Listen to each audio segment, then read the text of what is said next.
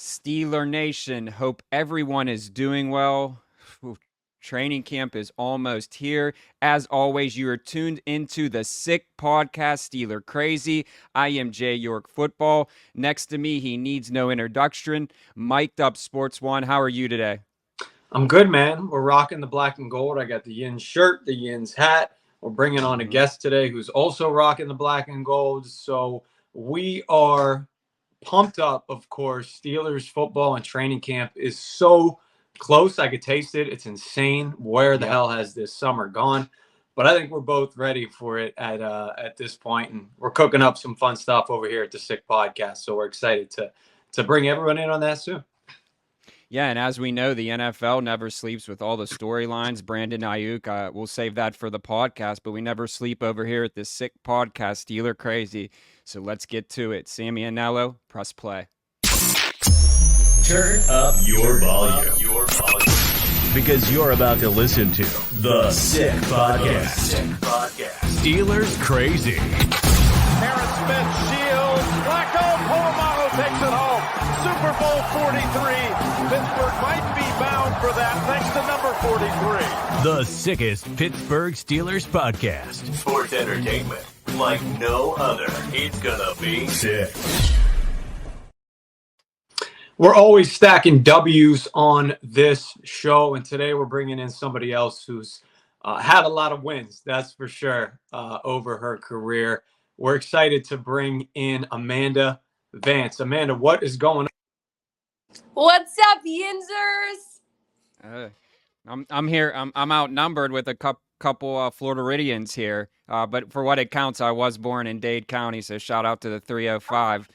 But yeah, let's get into it. So I was going to talk, are we sick of the Brandon Aiyuk talk? But I guess that's the point that we're going to start with. Just kind of give your 2 cents on that. Obviously, requesting a trade.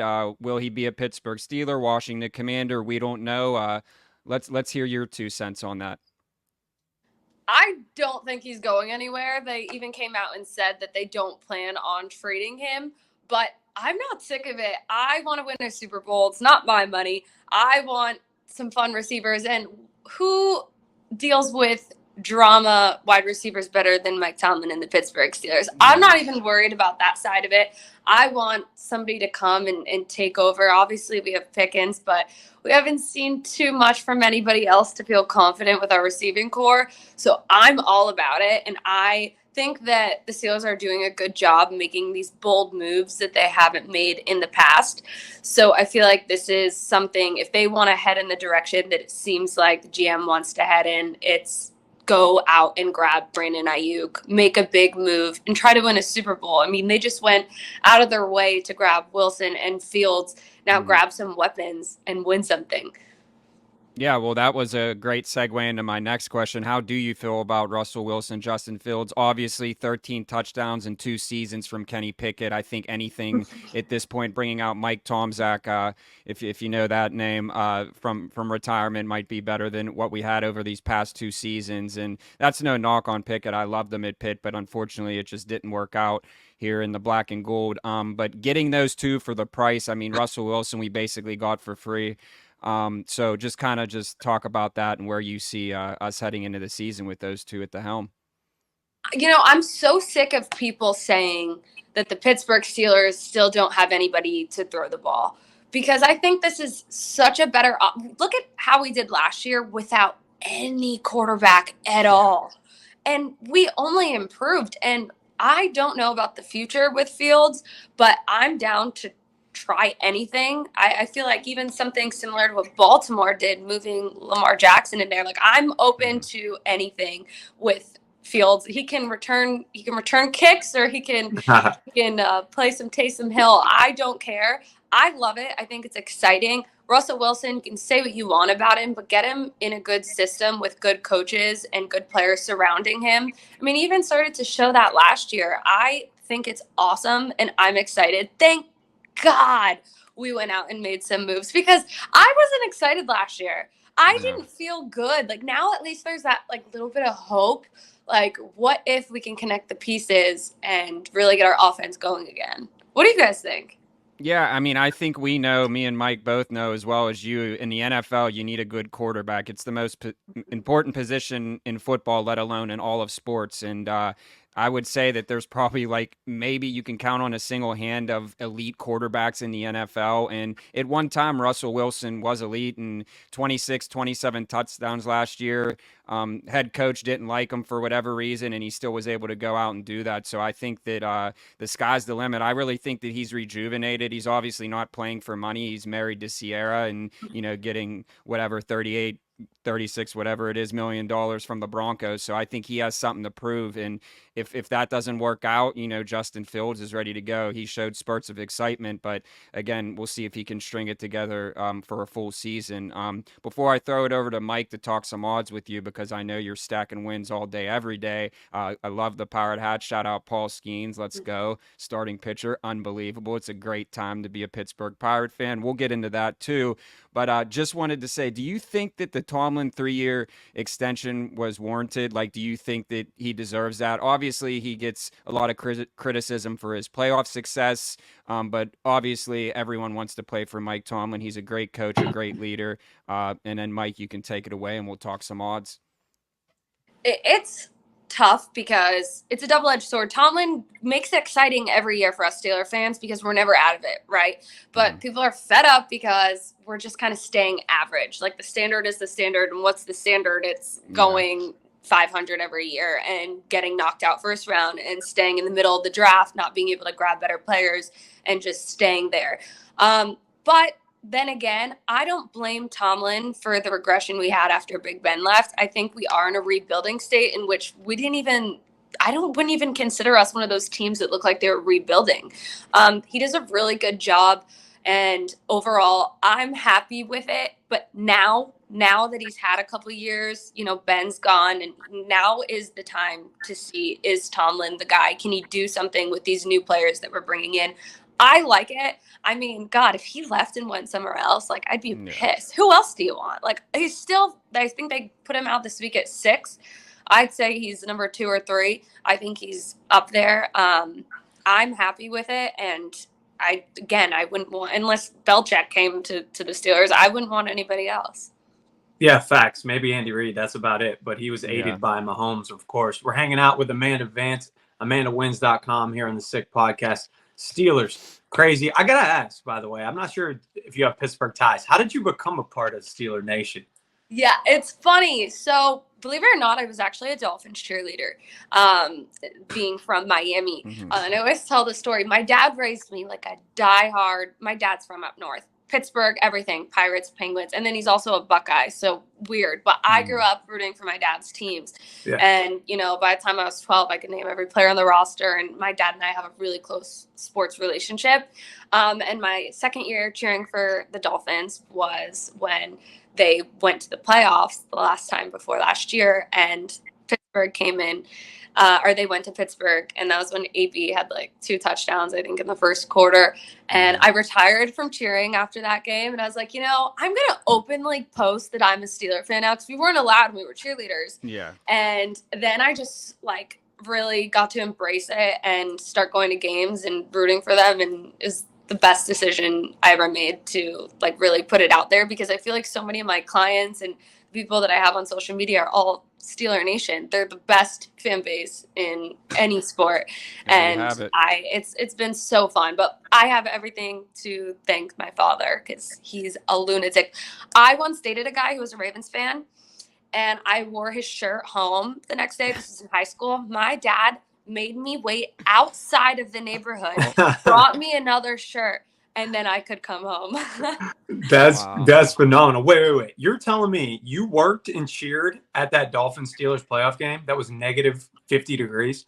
I didn't, because it was in Pittsburgh. Right. So we didn't go to the away games. But that year they actually came to Miami, and that was like one of my favorite days ever. All terrible towels. I mean, Miami has no fans anyway. All terrible towels. But they're on the sidelines puking. Pittsburgh was out the night before or something, and they lost. It was so embarrassing. Everybody was, and then we got a redemption. Matt Moore came in and played for Tannehill because he got injured, and we whooped him in Pittsburgh. But that was like when I knew, all right, we're done cheering. we're going all in about Yeah. the Steelers now. Literally whooped Matt Moore. I remember that hit by Bud Dupree that just crushed him. I can't imagine how that felt in the cold. That's funny. Yeah, maybe too much time at Live or Elbow Room up near me. Yeah. For that Dolphins Steelers game. I went 2 years ago, and it was the L. I was on there Monday too. Night Football. That was Pickett on like Yeah. the 10-yard line. Like, throw the ball. Yeah. We had it. Like we That had was it. when I knew I hated him. It was right then and there. I was leaving the stadium to like Steelers sucks chance, and that was a little bit painful. I mean, But take that game for example, though. We did nothing. We did nothing. We were so bad, and our defense keeps us in these games, and it's like just the bare minimum. Like Calvin Austin on that play that Kenny Pickett got injured on. It's like he's wide open. Like just you have one job. Throw a 5-yard pass, man. So I think we're headed in the right direction. Good stuff. All right. You're the betting expert. I want to hit some over-unders with you in the AFC North. Cool. Obviously, we'll get to the Steelers here. I'll start with other teams. But it's hilarious how they seemingly hit their over every year. But first, hit me with Baltimore, 10.5. I like the over. A lot of people think the Baltimore is going to have some regression. Baltimore, it's either Baltimore or Pittsburgh every year, and I still think the same thing now with the teams that I trust in that division to stay consistent. Coaching wise, they've only added players. I really like Baltimore too. I mean, do I think they're going to win 14 games? No, but I think there's another game now too. So I think 11 games is pretty easy. I like the over there.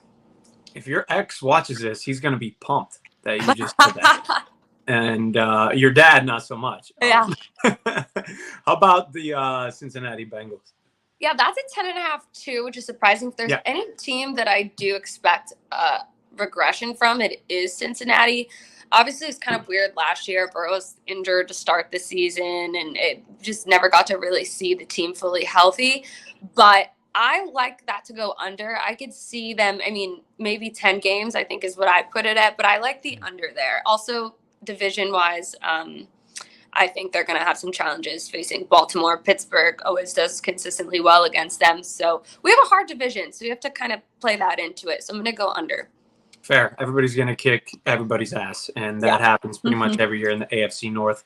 Except maybe like the Cleveland Browns in the early 2000s, 2010. We got them at 8.5. What are your thoughts? Yeah, even if I don't believe it, I'm just gonna go under just because Cleveland is Cleveland and I hate the Cleveland Browns. That is my Baltimore. It's funny. Everybody in the AFC North hates the Ravens. I hate Cleveland. I can never get past that playoff game. Their fan base is the worst too. They worst. hold that. They have that picture like probably framed like in their game room of Big Ben sitting in Pouncey, and I'm like, that's like what are you gonna hang a banner of that picture in their stadium? Like it's just pathetic. But that's go on. Actually the only AFC North. I had so much fun in Baltimore every time I go. Same with Cincy. The only stadium I've had like not a fun time because the fans were so terrible was Cleveland actually. So I'm going under and being spiteful. Also, I still don't believe in Watson. Yeah, I totally feel that. And Steeler fans will love to hear that as well. As we transition into Pittsburgh, why every year does Vegas doubt Mike Tomlin when it comes to over-under wins? 8.5 this year? It's plus money, too. Quarterback upgrades? It's plus money. It's plus 135. And listen, I'm not saying the Steelers are necessarily even going to make the playoffs. I'm just saying they're going to win at least 9 games. Absolutely. They start the season off relatively easy, and then which I expect them actually to probably lose some of those easy games, and then at the end of the year beat some of the harder teams and division games, which we do very well against everybody in the division every year. And now that we also have a quarterback, I expect us to put up a fight against teams like the Chiefs and, games in the past where the Steelers a couple years ago and on, like really all of Big Ben era was they struggle against the bad teams and they play to their opponent's ability and they do well against these great teams. So 9 easily. I have them at 10 wins.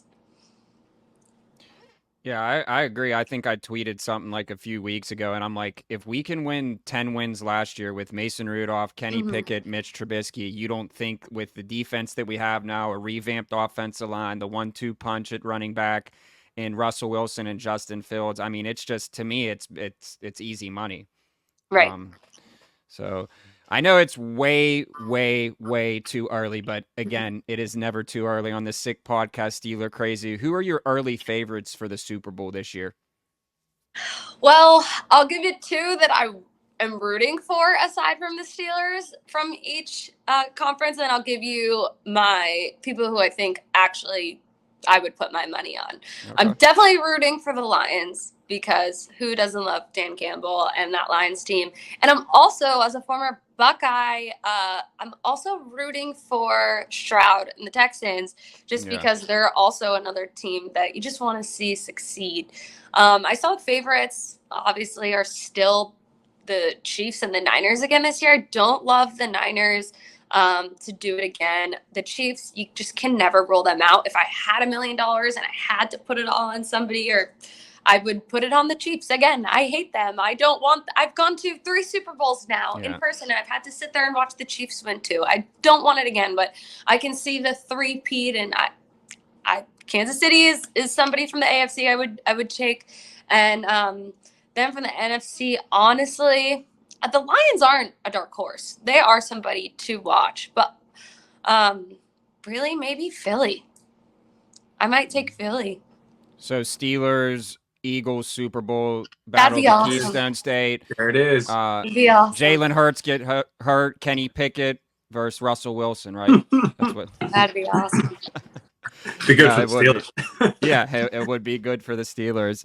Hey, before we get you out of here, just a few more things. I see the Pirates hat on. Just talk about Paul Skenes right now. I mean, it's just there's not even words, adjectives to describe what he's doing right now. It's just simply, it's never been done before, to be honest. Are you a Livy Dunn fan too? I am. I think she's awesome. I'm all about anybody who wants to bring hype to the Pittsburgh Pirates, to be quite honest. Like, we deserve it. Bless her soul. I went to the game, the Dodgers game, saw Skenes versus Ohtani, and that game, he didn't pitch great. He did okay, but I think from then on, he's really just gone. But I mean, every time I watch him, I feel confident in him, and I trust him, and I trust the Pirates. Obviously, they need some help with some run support, but it's been so long since I've trusted a Pirates pitcher the way that I trust him. I mean, he's just insane. I'm so excited to watch him and so happy that we grabbed him. I mean, I've never seen so many people tweeting about the Pirates like my whole life. It's awesome. Yeah, that's my team you're talking about. We are never in the national spotlight. I would say maybe the Andrew McCutchen days, the blackout days, like that was the last time we were like relevant and getting some national love. Now it's like you can't turn on MLB Network, ESPN, anything. It's everywhere. So enjoy it, and hopefully especially with the more to come. Yeah, facts. Yeah. Hey, Amanda, before we get you out of here, just plug everything that you got going on, and what's some advice that you have for bettors? I mean, just people are trying to make money in any sport, but specifically the NFL this upcoming season. Yeah, I need this. I need to listen close. Yeah. My biggest piece of advice for NFL season, and it works more than it doesn't, every primetime game, do some research and fade the public, even if it makes 0 sense. Fade the public, fade Vegas. So see where the money's going and go the opposite way. And then my other piece of advice is if you look at the board and the first thing you say is, oh, Lions -7, that's so easy. The first thing you love and jump to and think is easy, go the other way. So it sounds like my March Madness bracket. It's like I'm just going to pick the teams by mascot, so I'm just going to do whatever Vegas says and do the opposite, correct? Exactly. That's what I grasped from that. Exactly. Awesome. Yes. And where could everyone find your work? I know you have the website, because we're trying to stack those wins just like you. Yep, I give out free plays all the time on my Instagram. That's my platform I use the most. It's Amanda Casey Vance, and my website is amandawins.com. So thank you guys so much for having me. This is so much fun. I love talking about the Steelers. Yeah, usually we'll have to do it again. Yeah, usually people don't like when I talk about the Steelers, so this has been awesome. No, we really appreciate you coming on, and like I said, we'll have you back on during the season and keep stacking those wins. We really appreciate it. So hopefully we could put some money in our pocket as well as our viewers. So we appreciate your expertise and time. Thanks, awesome. Amanda. Stay cool down here. Go Steelers. See ya. A lot of good stuff, man. I love the Lions take. I really do. It's always good to talk about other NFL teams on the podcast as well. Sometimes we forget there's so much more going on than Pittsburgh Steelers land. But ever since Hard Knocks last year, so easy to root for Dan Campbell. It's just a very likable team. They feel like they don't have egos on that squad, from Jared Goff on down to Monroe St. Brown, guys like Aiden Hutchinson. Man, it would be cool to see them make a Super Bowl run. And who knows? Pittsburgh gets hot in the playoffs.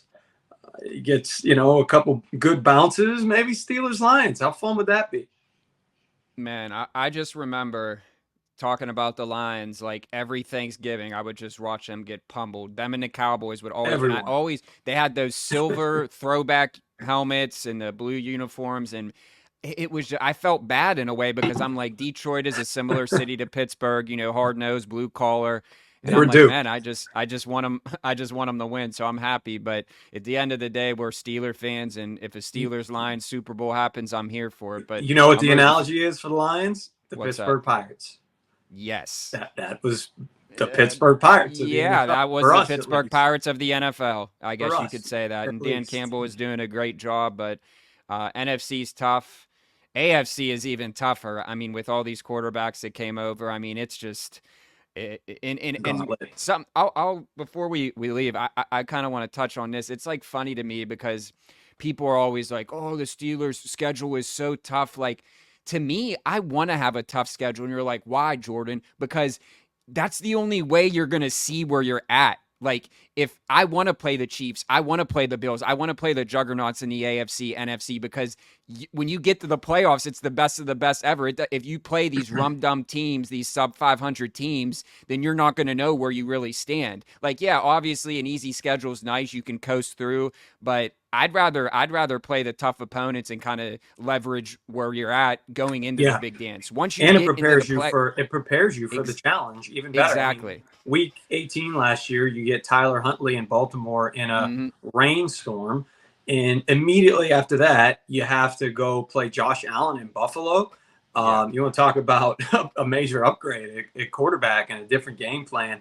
And, they get their asses kicked. So that's a fair point. You want to play maybe tougher competition towards the end of the year. Yeah. It's like college football, man. At the end of each season, what do they get? They get if you're a good team and you're trying to make the playoff, you get a Big Ten championship game, or you get a SEC championship game. You get to play the second best team in your conference for the right to go to one of those big games, and it preps you for it, no doubt. So you can obviously look at it from the standpoint of, if they lose those tough games, they won't be in the playoffs in the first place.